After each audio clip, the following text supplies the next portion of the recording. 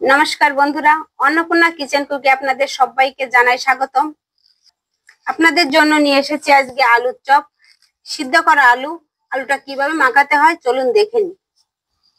প্রথমে পরিমাণ মতো লবণ দেব,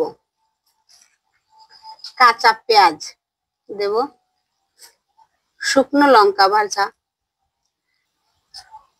সবকিছু একসঙ্গে মাখিয়ে নেব।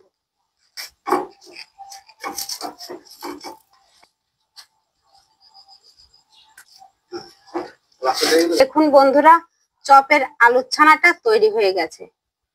এভাবে আমরা চপের জন্য আলুর ছানাটা এভাবে চৌকো করে মানিয়ে নেব।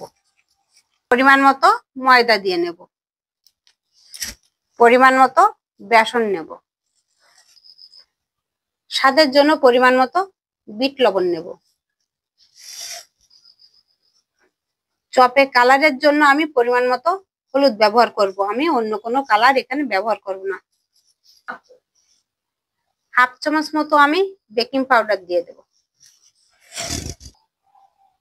খুব সামান্য একটু ফুলসুটা দিয়ে দেব।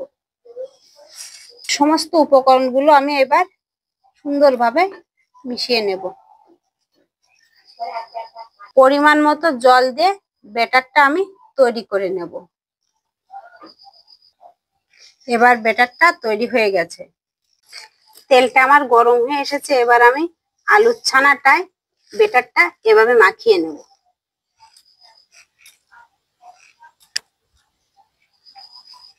দেখুন কিভাবে উঠাবো, কিভাবে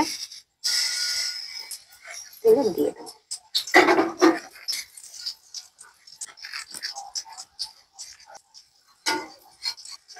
চপটা আমার তৈরি হয়ে গেছে। এরকম লাল লাল হয়ে আসলে চপগুলো আমি তুলে নেব। আমার আলুর চপের রেসিপিটা আপনাদের কেমন লেগেছে? ভালো লাগলে চ্যানেলটিতে সাবস্ক্রাইব করতে ভুলবেন না।